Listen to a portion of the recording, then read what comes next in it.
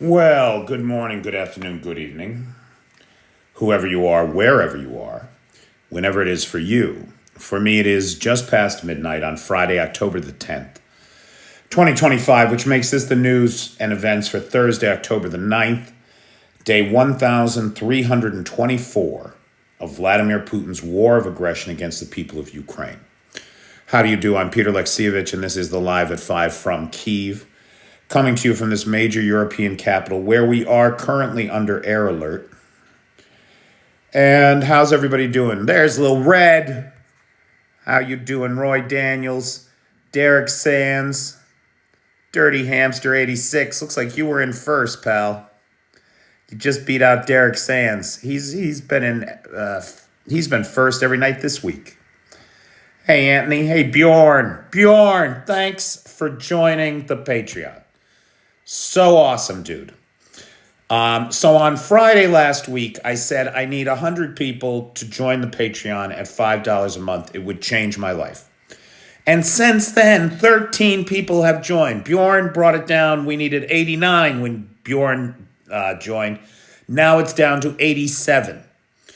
So I need 87 people to please join the Patreon. If you can kick me $5 a month, follow Bjorn's excellent example and join the Patreon, please. Or do what some other people have done and increase your membership. You're already a $5 member. Maybe you can go 10. Any way you can make it happen would be great.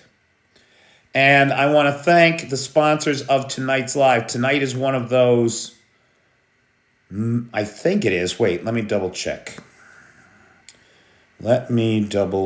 Yes. So Friday was Norbert. We were off on Monday. Last night was Leo Ring. And then this week, today, Thursday, it's a bunch of people. Guard, our buddy Guard, Jay Arthur, Guy Matthews, Lola K. Is that everybody? And Pingu.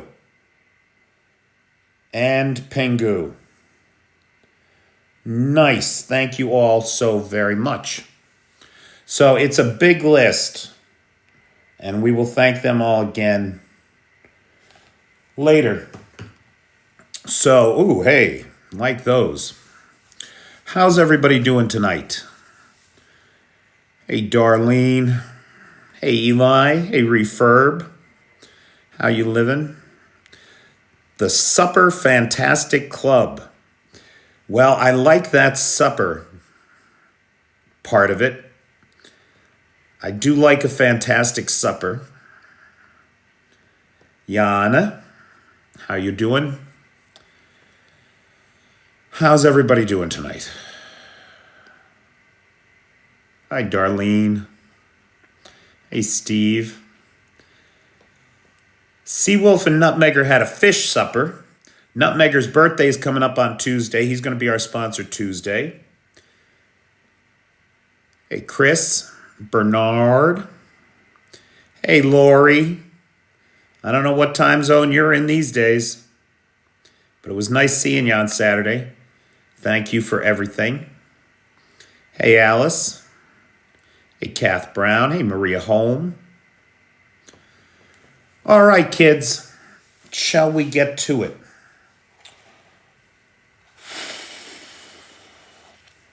You know, I'll tell. Shoot, I forget who tagged me. I don't know if it was Roy Daniels or Steve-O or somebody else. I'm so sorry. Because this just happened. Somebody tagged me in a video of Mr. Global's. You know this guy, Mr. Global? He's an oil industry guy. I guess he's got his own oil company. And he's written a bunch of books about oil. And he generally has well-informed, thoughtful, and insightful commentary on the global oil markets. And he said something very interesting today. And I just watched it. That's why I was late getting on, because it was so compelling what he was saying. And you know, I've been saying, I've been doing this for almost 1,000 days now, almost 3 years. And remember that first year when people would ask, is Ukraine winning? Only on TikTok, oh. I thought it was accurate to say that no one was winning, but that Ukraine was losing faster than Russia was. And then somewhere in the second year that changed to Russia started losing faster than Ukraine. Now today, after the failed summer offensive of the Russians, the successful strikes against Russian energy infrastructure, this campaign that has cost Russia 38% of its refining capacity, I think we can say with confidence that Ukraine is winning and Russia is losing. We are that close to this thing. You know what, Eli? Right after the live, I will repost that video because I'm tagged in it. I know where to find it. I can get it right back and I can repost that video. And I will make a point of reposting that video after this live because it was very impactful, because what Mr. Global said was that while we don't know how long it will take, we now can see the end for Russia and how it's going to end. And he was pointing if I understood him right, I don't want to misrepresent him, but if I understood him right, what he was saying, and I thought very clearly, tell me if I'm wrong, was that this campaign against Russian oil infrastructure is how the war will end. And I have some thoughts on that tonight that I do want to share with you, because we saw, hang on, let's move it all around. Let's start with the Bloomberg report. Bloomberg today is reporting that the Russian strikes against Ukraine energy infrastructure have reduced natural gas production in Ukraine by 60%. That's a problem with, we'll hold that thought until a little later. Well, let's come back to that during Q&A, please. Ukrainian natural gas production is down 60% because of Russian strikes against energy infrastructure in Ukraine, right? We talk all the time about Ukrainian strikes against Russian infrastructure. This is the opposite. Now, this is happening just as winter is coming on. And according to Ukrainian officials, the Ukrainians are going to have to come up with $2 billion to buy natural gas from outside of Ukraine. $2 billion that they would not have to come up with if they could be self-sufficient and generate their own gas, which now, after these Russian strikes, it doesn't look like they can. The good news here is that the administration stockpiled natural gas. Every holding tank, every storage facility that could be filled got filled over the summer when natural gas was cheaper. And so that's good news, right? And in terms of the impact on the Ukrainian consumer, it'll mean higher natural gas prices over the winter when demand is highest. And that's tough for an economy that's taken the hits that the Russians have put on this economy. But the Ukrainians are not letting it slide, boy. The Ukrainians are ramping everything up. Just last night, we saw an attack on oil storage in Rostov. This is a critical storage and deployment hub, just like Theodosia, which is still burning, by the way, 4 days after it was hit, with multiple tanks alight. The last time that facility got hit, October 7th of 2024, 12 of the 34 oil tanks burned. We could see the 22 remaining tanks cut in half after this strike, bringing the total storage capacity for Feodosia and therefore all of Crimea to 1/3 of its normal capacity. That's gonna be a problem. Boom, baby, boom, Drain Man. Boom, baby, boom. Now, this hit on the Rostov oil depot is the same thing as Feodosia. It's a critical supply hub. From this storage location, from this hub, gasoline goes out to Crimea, to Melitopol, to the occupied territories, not to mention the local economy. That is going to be a problem. We saw a hit last night on Korobkovsky. Now, this is the largest natural gas processing plant in all of Russia. It processes 450 million cubic meters of natural gas a year, and then resells liquid versions of them, propane, ethylene, etc., butane, that kind of thing. NASA's firm's data confirms a large fire at the site. That is not all. We saw 2 pumping stations hit last night.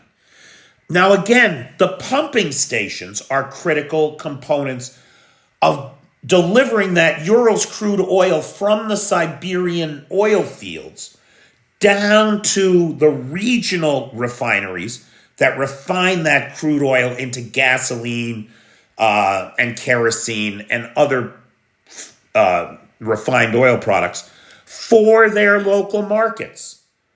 So that the Bashneft facility in Bashkortostan, it's a regional provider. When the Ukrainians hit that, what they were doing was cutting off the supply of gas and gasoline and refined oil products to Bashkortostan, leading to now we see rationing of fuel there. Bringing the war home to the average Russian, making them feel some of the pain that the Ukrainians have been living with 24/7, some of them for 11 years. I've talked to people in this town who first lost their homes in Crimea when the Russians annexed Crimea illegally back in 2014. Then they went home to their homes in Kyiv or the Donbass. And when the Donbass war started, they lost their homes there.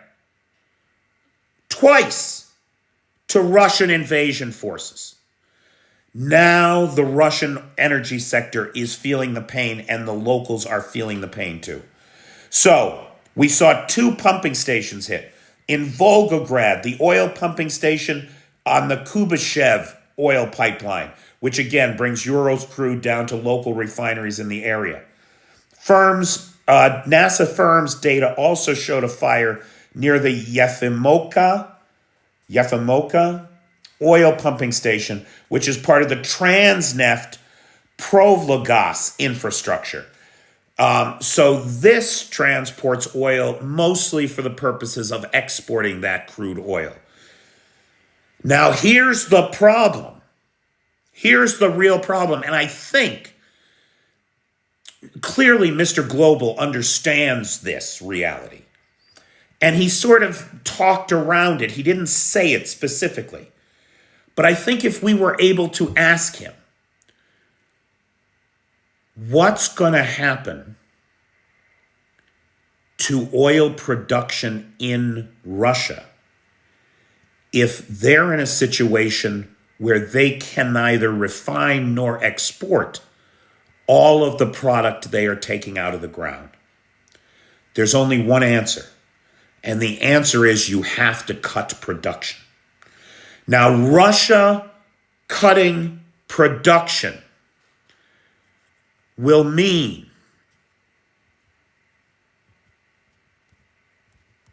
will have an impact on the global market. The question becomes, can the Saudis and OPEC increase production to minimize the harm? And we know that they can. We know that they can because they already decreased production by 5 million barrels a day. They're bringing it back online as Russian production falls. Russian production is down from 11 million barrels of crude oil a day to 9.2 million barrels of crude oil a day. They're missing their own production targets as it is. As it is. Meanwhile, OPEC has brought 2.5 million barrels of oil onto the open market, making up that loss in Russian production. OPEC can bring another 2.5 million barrels onto the market. Can't they sell it cheaper to the other countries? Here's the problem, Ashy. They can't sell it if they can't get it on a boat. And right now, we've seen hits against the 3 largest export terminals in Western Russia. That is Tuapse, Novorossiysk, and the one way up in Murmansk, or not Murmansk, but just north of St. Petersburg there. The name escapes me right now. But those 3 represent the principal locations where oil tankers from around the world can pull up to the docks, hook up to the pipe, and fill 1 million barrels of oil into their hull in a day. In a day. So, if the tap is off, what are you going to do? You have no place to put it. You have no place to put it. Pete makes the point that they're not producing enough either, so it's getting to a rock and a hard place point. And that is the point. That is definitely the point. Now, look, this is a very delicate situation, as Mr. Global correctly points out. The last thing that the Allies want is for all of Russian oil production to go offline overnight. That will crash the global economy. That's a concern, right? And so that's one of the reasons why the West is kind of, I don't want to use the word pussyfooting around, but why the fuck not, right? Pussyfooting around this gas station with nukes that's masquerading, cosplaying as a world power. This terrorist state that visits its evil on the world. And I'll tell you, it was good to hear some tough talk from the Europeans, let me tell you. So a couple things here. The EU Parliament has called on member states to shoot down Russian aircraft violating their airspace. Ursula von der Leyen said that something new and dangerous is happening in our skies. This is all direct quote from Ursula von der Leyen, president of the EU Commission. Just over the past 2 weeks, she said, jets violated Estonian airspace. Drones have flown over critical infrastructure in Belgium, Poland, Romania, Denmark, and Germany in just the last 2 weeks. There are other countries on that list. Quote, flights grounded, jets scrambled, and countermeasures taken to protect our citizens. She added, it is time to call it by its name. This is hybrid warfare, and we have to take it seriously. It's about fucking time, huh? Quote, this is a deliberate and targeted gray zone campaign.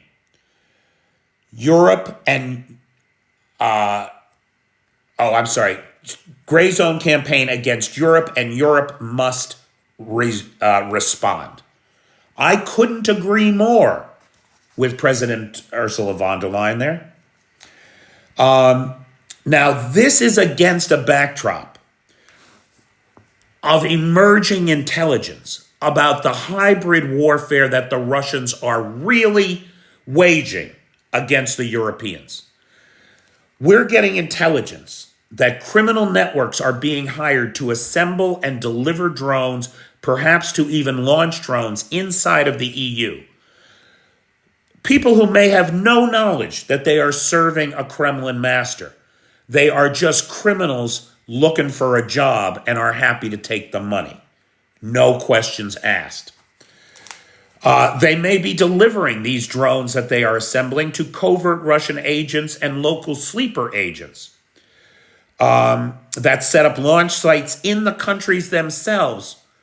And Russia may be leveraging its shadow fleet as mobile drone platforms, like we saw in Denmark, right? We think the Denmark incursion was actually launched from one of these shadow fleet tankers. Germany and France have recently arrested Russian agents attempting to sabotage operations inside the EU. Poland and Czech authorities have as well, in connection to the Russian attempt to frame Ukraine for terror attacks in the EU using corn cans filled with explosives. I think they've got 9 people arrested now across 3 countries in that terror plot. France arrested the captain of a shadow fleet vessel, right? And he's being held on charges. Recent restrictions on the movement of Russian diplomats suggest that EU intelligence agencies are aware of Russian sabotage terror cells operating inside the EU and want to cut them off from Kremlin support. Evidence that civilians are being blackmailed or bribed to assist has arisen in at least 7 separate European countries over the last year. The reach and depth of the Russian infiltration and hybrid war against the West is stunning. And we cannot turn a blind eye to it. We have to look it in the face for the challenge to our sovereignty that it really is. No EU airport, power plant, military base, or critical infrastructure is beyond Putin's reach. That's the message he's sending with these. Even as he dismisses Russian or European claims of drone incursions as the imagination of the Europeans being attacked by drones in their imagination. The dismissive way that he talked about this in the Valdai forum was obscene. Obscene. Meanwhile, Putin himself is learning. He's learning reaction times, methodologies, weapons available, and their effectiveness in responding to these challenges, to these direct challenges to European sovereignty. And why? Why is he doing this? The consensus among analysts seems to be he wants Europe afraid. So afraid that they will turn away from supporting Ukraine and hoard their limited resources to themselves for their own protection. Putin and Trump are the great dividers. They seek to divide us against ourselves in order to conquer. Divide and conquer is their mantra and their methodology. And I have to be honest with you, they're doing a great job. They really are doing a hell of a job. The Financial Times is reporting that NATO countries are discussing deploying attack drones and interceptor drones along the Russian border. Discussing it. There's no real plan. They are also discussing easing fire restrictions for NATO planes engaging with Russian aircraft. Discussing it. No decision has been made. And that's the problem, Eli, right? No decision has been made. In the face of this clear and present danger, we are talking. Now look, that's what a democracy is. That's what a democracy is. Consensus. We have to reach consensus. We don't have knee-jerk reactions. Our brains are at work here. Now, I agree, Mark. I do think that it is time to pull the trigger. But at the same time, we want to understand that it is the autocrats we are fighting. We do not wish in any way to undermine our own rule of law. And so we got to deal with Orban. We got to deal with Fico. We got to deal with this new piece of shit in Czech Republic. Ugh. And if we follow our principles and are ready to defend ourselves, should that become necessary, I don't think democracy will lose. But I've been wrong about so much, nobody should listen to me. All right, somebody asked, Alan Bryce asked about updates on the Zaporizhzhia nuclear power plant. It's a real problem. Hey, Chrissy Locks, no problem. We're here. We're always here. So, look, at the first thing that I got to say about Zaporizhzhia is, guys, I'm sorry. The trip to Bulgaria really did fuck me up. Like, I'm making mistakes. I believed that we were entering day 10 of this crisis. Somehow I picked up on this story a week late. We're entering day 18. Tomorrow is day 18.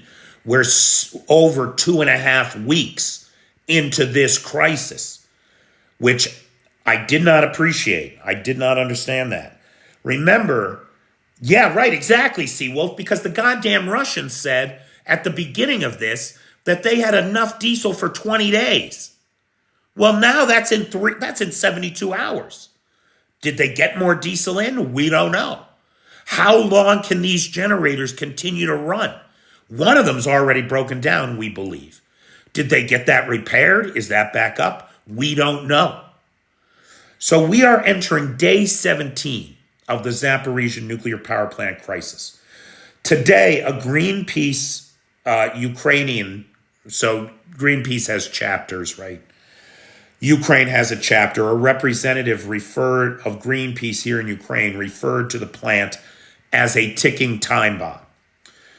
While a spokesman from the Ukrainian Ministry of Energy said today, no nuclear plant in the world has ever been in the same situation as the Zaporizhzhia nuclear power plant.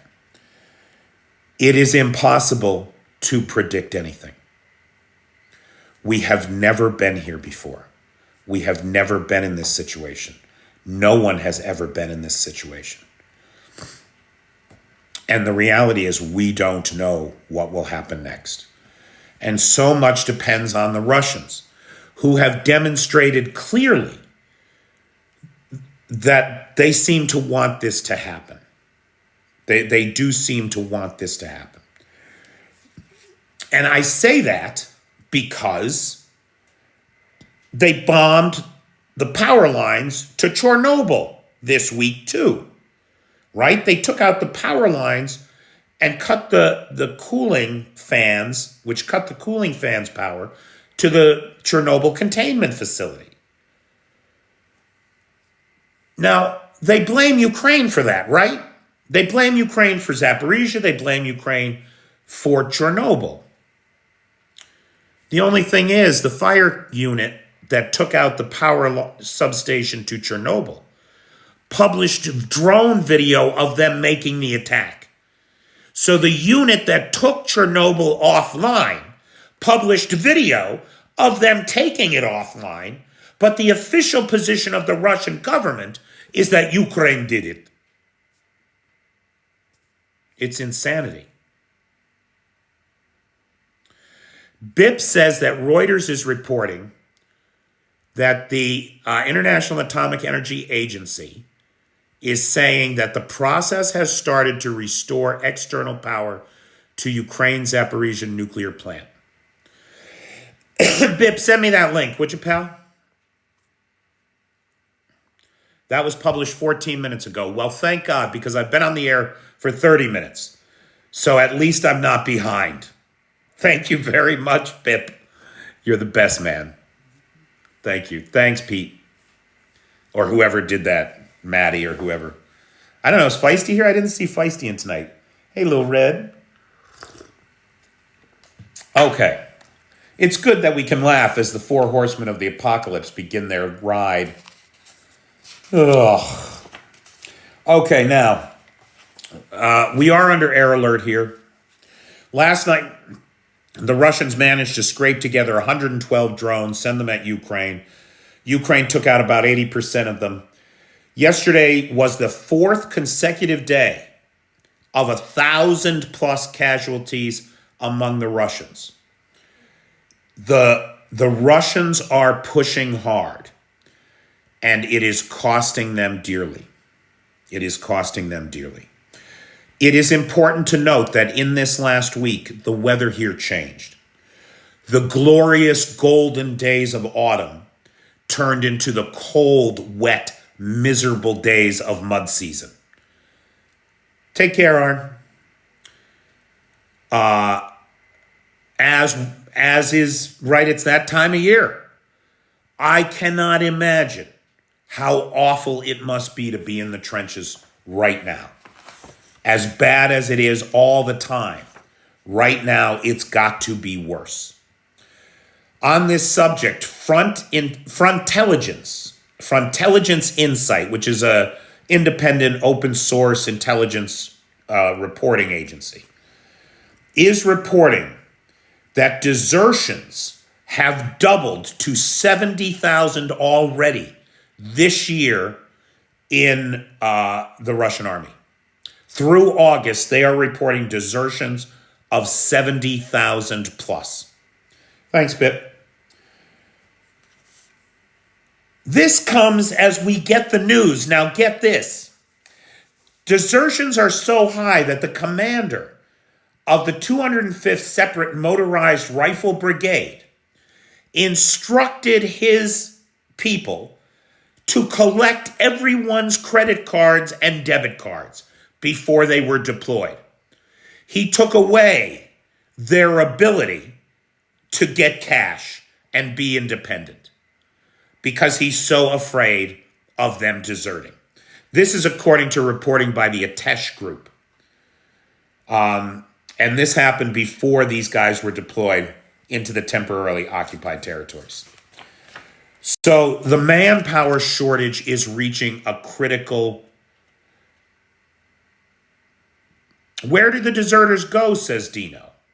And Maddie says it's never a good sign. Well, Maddie, it's the Russians that are deserting. I'd say that is a good sign.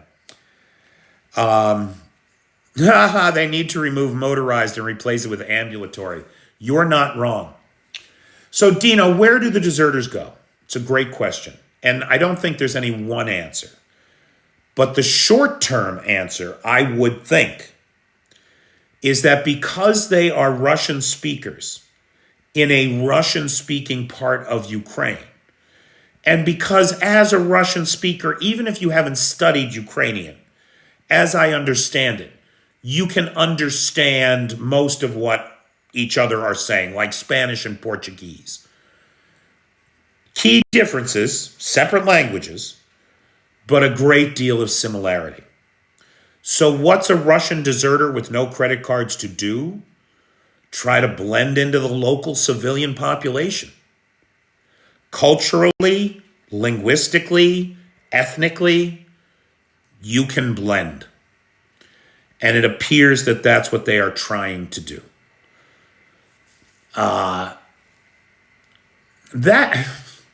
Now, this is apocryphal. I probably shouldn't tell this story because I don't know it to be true. However, do you remember when those 4 North Koreans went missing? They had gone AWOL up in Kursk. When they first got here, 4 of them went missing, and the Russians had a big manhunt looking for them. The story that I heard is that the 4 of them were found in a local town in Voronezh, right? So a neighboring province, not 100 miles away, but closer than that. And every one of them was shacked up with a Russian woman because the town had basically been deserted by the men who either had left for the SMO or left to avoid the SMO. And so they were found playing house with now, look, I don't know if that's true or not, all right? But it is a kind of charming, super dysfunctional, autocratic rom-com in there somewhere, I think. Anyway. Okay, now. This gave me a lot of hope. I got to tell you this next thing. It did my heart good. And it gave me a lot of hope. Now, the sample size is small. This was a poll done by Harris Polling, who's a big polling outfit in the U.S. They did an online survey of 2,000 registered voters.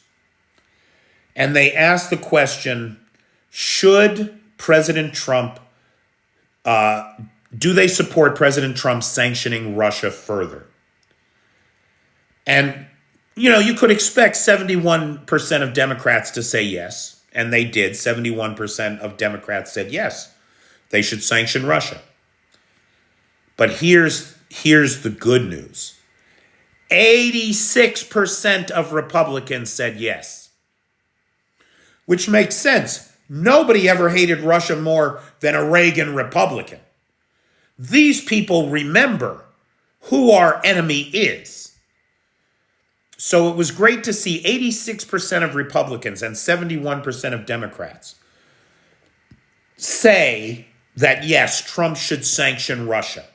The only country in the world so far that he hasn't, I would point out to everybody. Should the U.S. continue to provide weapons? It was 67 and 68% Democrat to Republican.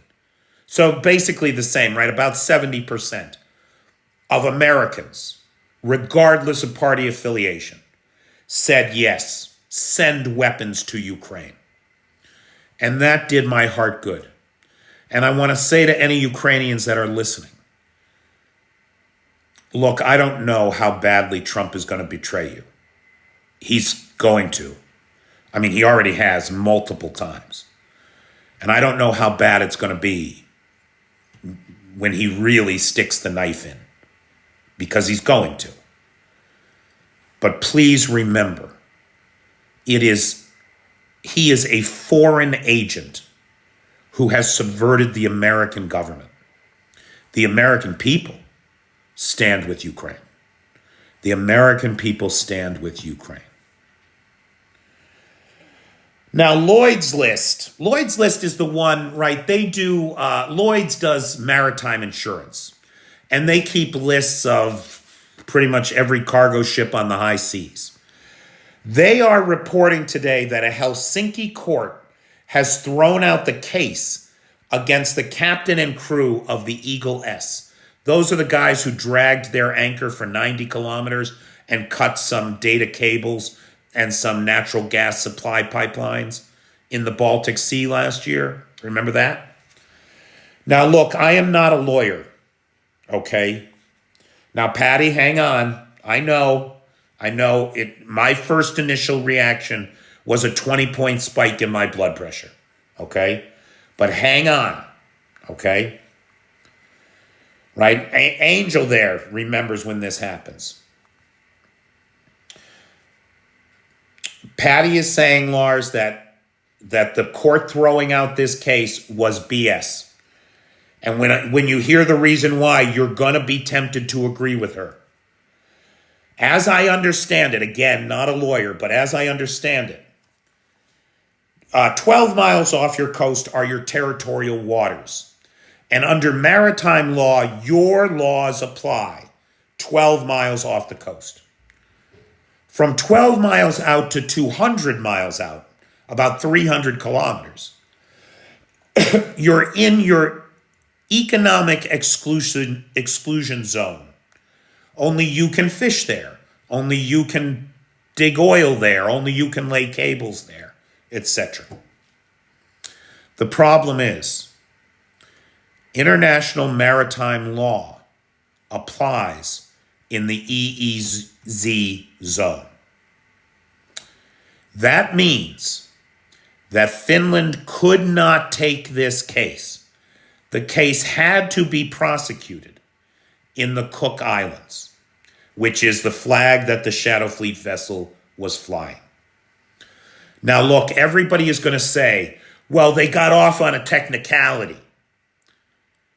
No, they got off because that's the law. And here's the thing.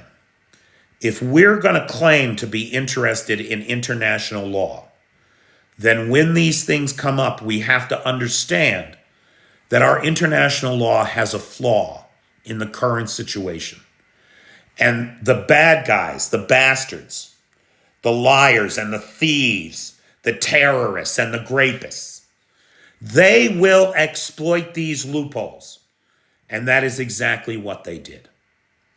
So now I would argue that because we are a people for whom the rule of law is important, that it's our duty to figure out how to close that hole. Yes, Patty, believe me, I'm right there with you. I get you, Eli. I get you. But we cannot subvert the law and then claim to be proponents of it. So we have to learn from this, that if we're going to bring these bastards to justice when they do these things, we have to have a way to prosecute them. In my opinion. This is my opinion. Okay, what else we got here? Here's something interesting.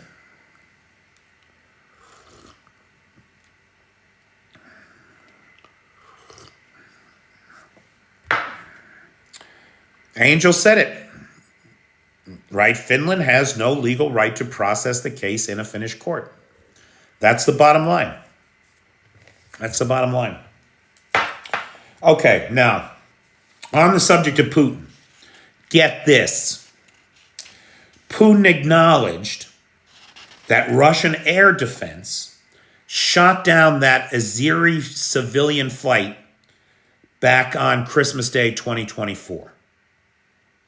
He acknowledged that Russian air defense did it.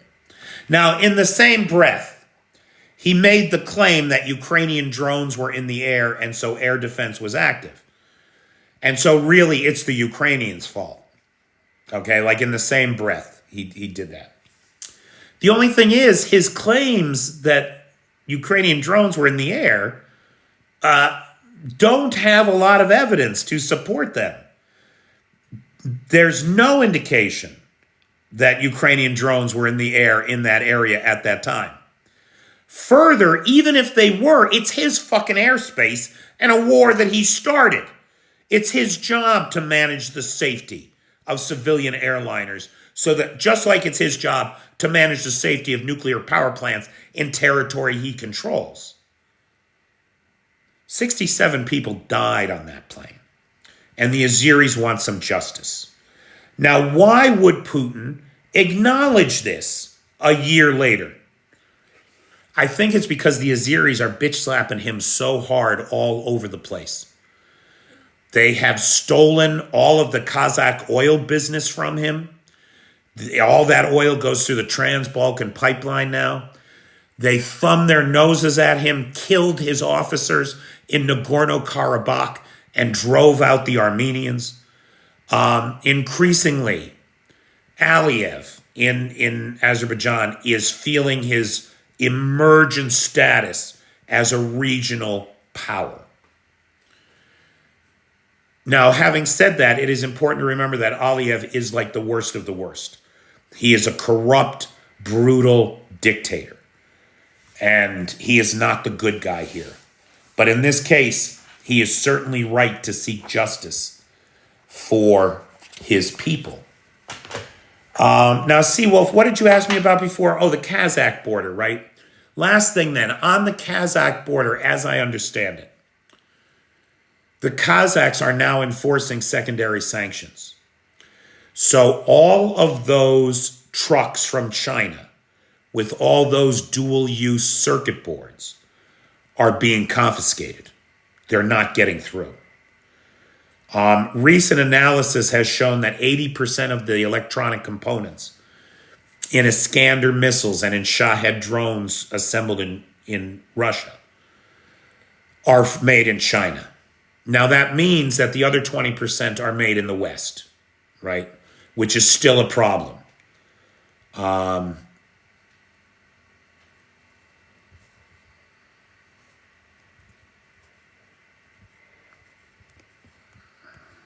We have to do a better job at enforcing our own sanctions. Okay, guys, that is it for me today. Let me bring up the list so I can thank everybody again, all the sponsors of tonight, who included, but is not limited to, Pingu, Jerry O'Hara, our buddy in Ireland, Lola Kay, our buddy Guard, Guy Matthews, Jay Arthur, and that's everybody. Okay.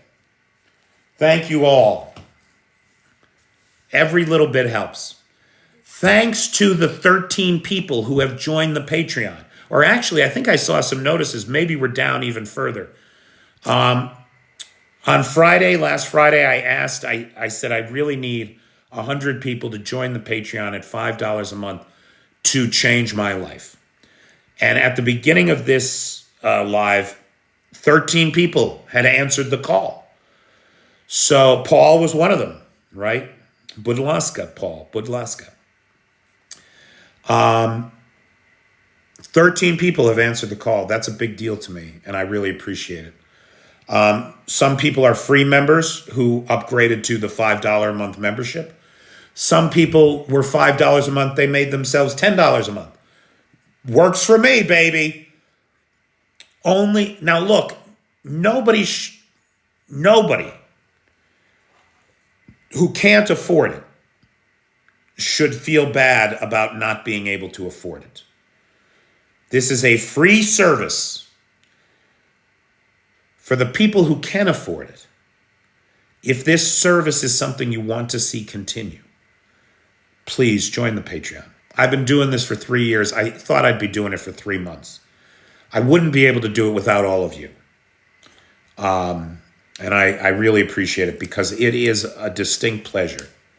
Not pleasure, that's the wrong word. It's a privilege to be here at this critical inflection point in history, to see it happening, and to have the great honor of trying to communicate some of what I see happening here to all of you. And I hope that it is helpful. So if anybody can join the Patreon that hasn't, anybody who can kick me $5 a month or more, please do. Twisted Sister, now I have old 80s rock song lyrics going through my head. Thank you all. Thank you, Laddie. Okay, so big thanks to Lars, who has the Discord server, Nightshade, who has the Peter's Peeps group, and of course to the moderators, best moderators on the Tickety Talk. Thanks, Nancy. Okay, questions, comments, points of observation, anything from anybody about anything. And thanks to all our sponsors tonight, everybody who makes a difference in my life. I appreciate it. Questions.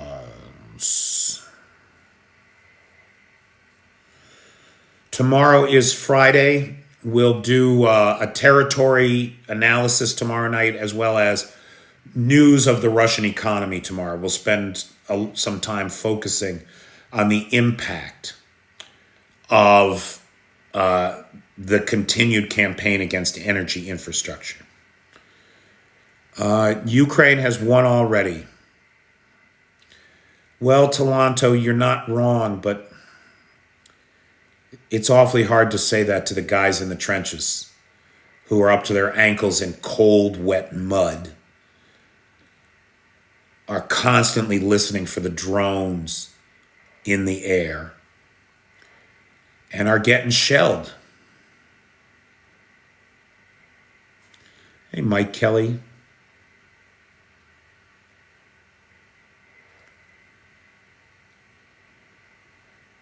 Maddie, I don't think you're talking to me. Would you mind if I use this ducky? I don't think you're talking to me, right? Live at 5. This channel is called Live at 5. Well, the channel is called Give Me a Minute. But the live is live at 5 Eastern Daylight Time, New York, Eastern U.S. time. Russia's economy is somewhat rocky. Boy, you have a gift, Angel, for understatement, right? Consider the sun and call it warm. Consider Bill Gates and label him well off. Then look at the Russian economy and say, "Ooh, it's rocky." You definitely have a gift for understatement. Maggie May, you don't have to hit the oil fields. You destroy refining capacity, you destroy pipeline capacity, Russia will have to shut the wells down. And Ukraine can do that. He who controls a thing, he who can destroy a thing, controls the thing. And right now, Ukraine can destroy the Russian oil business.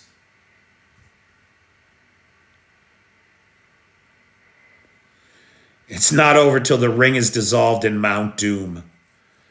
In the magma. Ooh, I have not seen Bashir al-Assad being dead, only that they had tried to poison him. Was there another attempt on his life? I mean, of course, I mean, look, even if he's not dead yet, I can confirm he's dead. He's a dead man. He's dead man walking. So no, I have not seen that.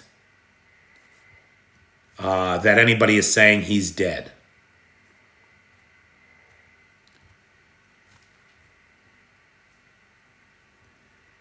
Wax Nancy is in California. Love California. So the live at 5 is at 2 p.m. your time. Roy, I'm with you. I'd love to see some tomahawks here. 4 in Chicagoland. For what, Sam? Did ICE murder 4 Americans in Chicago? Is that what you're telling me? Hey, Jeff.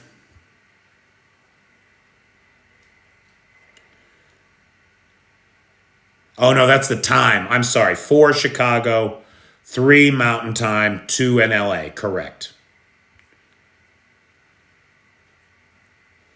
Zelensky might win the Nobel Peace Prize.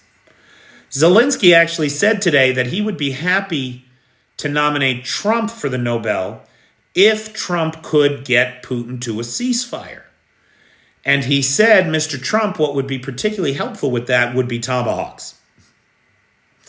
So, on one hand, I hate to see our allies having to do this ass-kissing bullshit to get our support. I hate it. But on the other hand, hey, if it works, tomahawks and jasms for everybody.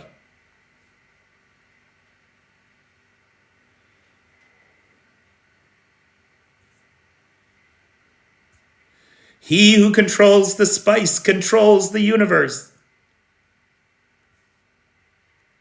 Assad is well and truly irrelevant. Either way, yep.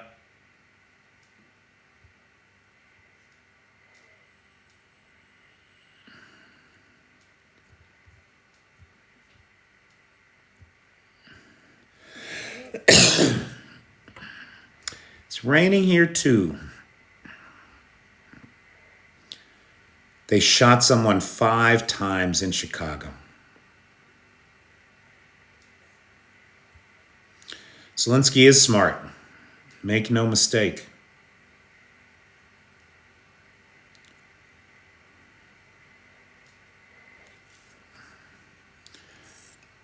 Yeah, several are skeptical of Trump, as well they should be. Alfred Nobel, let's not forget this is the bastard that gave us dynamite and modern explosives. You know? Snowing in Sweden. Of course it is. You're in Sweden. Don't you have a hot tub?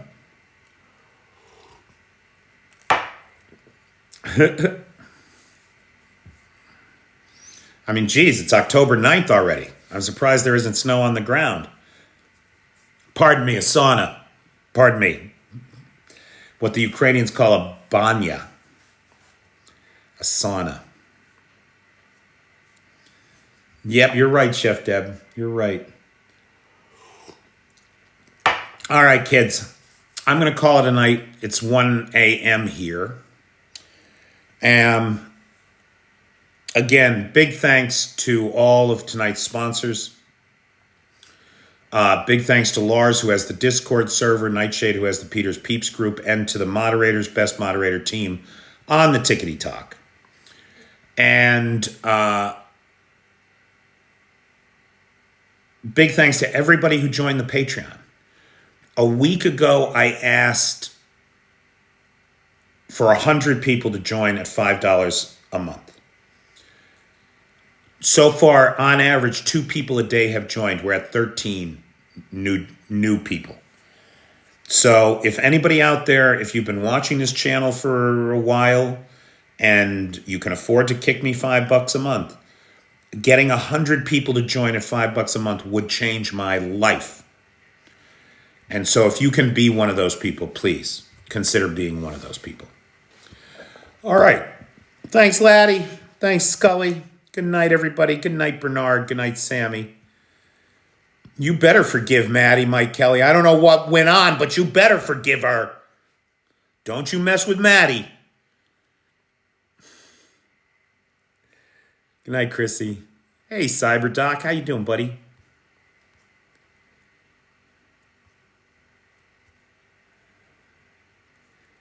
Night, Van. MiG-31 just crashed. A Russian MiG-31? Because I don't know. Do the Ukrainians have any MiG-31s? They have MiG-29s. MiG-24s. 34s? Is that a thing? I don't know. I assume it's a Russian one. Night, Seawolf.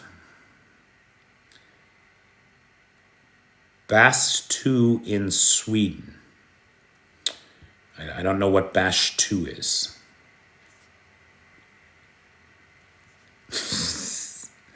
Thanks, Maddie. Night, Nancy. Night, Roy.